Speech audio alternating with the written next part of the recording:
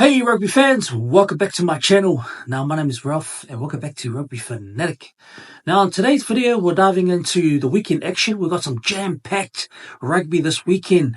We've got a massive game ahead, especially for the international rugby. It's that kind of weekend that we live for and we get excited, you know. I'm super pumped, man, because we've got huge matchups and we're talking, you know, the British and Irish Lions versus the Australian New Zealand Invitational team on Saturday, and then we got the France versus the All Blacks in the second test, and Fiji versus Scotland, and of course historic milestone in South Africa, and plus England, Ireland, and more in action. So let's break it all down with my predictions and also insights, and just a touch of boldness as well. So here are our matchups for the weekend. So starting off with British and Irish Lions versus the Australian New Zealand Invitational team. Now the Lions took care of the Waratahs last weekend, 21-10. I mean, a win's a win, you know, but it was far from, you know, empathetic. I mean, Farrell will not be, you know, happy with that performance last week, but you know, he'll want more polish and more punch and better execution. But you know, the Australian New Zealand Invitational side, they've got flair, they've got the edge, and they've got nothing to lose. So expect a high tempo game with, you know, the Lions needing to, you know, impose themselves early to control that tempo. So my prediction, I think, I don't know, it's going to be a tough one, but I think the Lions by 7, that's my prediction. I think it's great over Glamora in this one. So yeah, let me know your thoughts. Comment below, who do you think is going to win this one? And also, I'm super excited for the game between the British and Irish Lions and the Brumbies. Yeah, who do you think is going to win that one? That's a big one. I mean, Brumbies, the best team in Australia in the Super Rugby.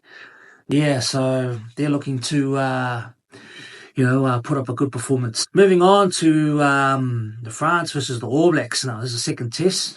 This is going to be a box office. I mean, the All Blacks edge, you know, France 31-27 last week.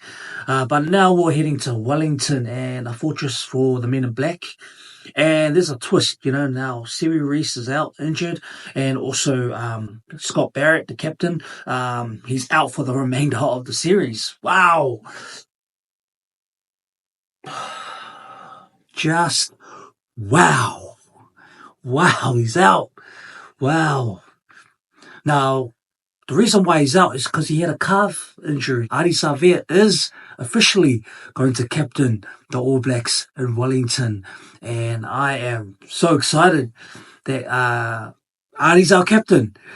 And that's great news for us All Blacks fans. So, I mean, potentially it could, open a spot for those young guns coming through. And it also opens up, you know, a back three reshuffle as well. But, you know, we've got depth, and, you know, we've got Jordan, McKenzie, even David Nawa, potentially if he could step in. Hopefully, you know, he gets picked. But the French smell blood. And their performance in the first test, man, their forwards were gelling. I mean, their backs have a lot of flair. They exploit that space, and especially the All Blacks rotate too much or lose focus. So it's an interesting one. Let me know your thoughts and comments below. Who's going to be the replacement for Serie Reece? Is it Caleb Clark? You know, was it David Nawai? Or is it, Imoni Narawa? You know, so who's your pick? Because it's an interesting one. There's been some talks around it, and I'm excited for Scott Robertson's 23 against France. So I think my prediction on this one, I think it's a tough one again. I think the All Blacks by 3. I mean, after nail biter and also a home turf gives them the edge. All Blacks, you know, in the first test, not too shabby, but they'll always improve, and I think they'll get better as they progress through to the Rugby Championship. So, you know, a lot of history there. You know, we beat the Wallabies last year in Wellington, so now we've got France. So, you know, All Blacks are looking to edge a win and also looking to improve. So Scott Robertson is building nicely in 2025, and we'll see what happens. So All Blacks by 3.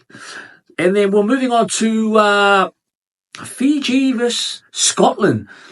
Now, Fiji were electric last week with their narrow loss to Australia 21-18. I mean, physical, fast and fearless. They're no longer, a tier 2 surprise, but they are knocking on the door of the elite. And I guess Australia were very lucky, I mean, to beat Fiji, and they lost to Fiji in the Rugby World Cup in 2023. But yeah, I mean, but hey, in saying that, you have Scotland on the other hand, though they are organised and clinical and they click, they'll try to slow it down and win the territory battle. But if this opens up for Fiji, I mean, I reckon the Fiji will thrive. So my match prediction on this game, maybe Fiji by 5, because, obviously expect the drama, expect the brilliance, and expect some Fijian flair. And also, I think they'll pull it off just because of their performance against Australia. And yeah, Fiji win by 5. And then we're moving on to South Africa versus Italy now in the second test. Now, this is a special one because it's more than just a test. It's a landmark occasion for the Springbok as Willie le Roux earns his 100th cap. A true Stewart. He debuted against Italy in 2013 and now a centurion later, and he hits the milestone. And Lassie called him a fantastic playmaker and a team man, so no arguments here. But it's a special occasion. But after that performance in the first test, I think South Africa will just be more dominant. I think it's giving them the edge to beat Italy, but there are some bold changes. So I'll look at some fresh up lineup. So this is their starting 23, and then we have a new captain. So Morat captains with Salia Kolisi being still rested. 3 uncapped players on the bench. Asanati and Kobus Visi and Ethan Hooker. So the back line, yes, of course, the full of pace and power. Lubok and also Williams, Moody, and Mapipi and Van der Merwe. They bring X factor, and up front the usual Bok muscle, Marks at hooker, Detroit back in, and Jasper, Vise leading the charge in the loose. It's a great mix of experience and also experimentation.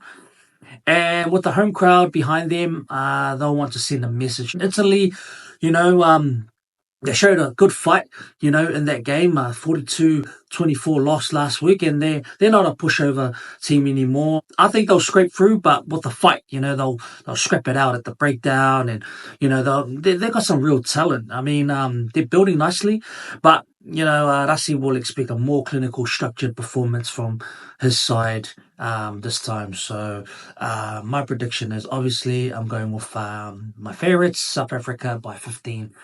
Too much firepower, too much energy, and too much emotion behind Willie's 100 cap.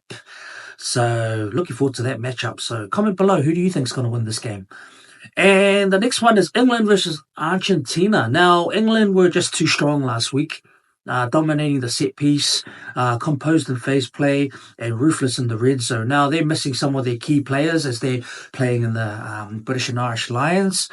I think Argentina, in that game showed a lot of heart, but they couldn't live with the England's, precision and also structure.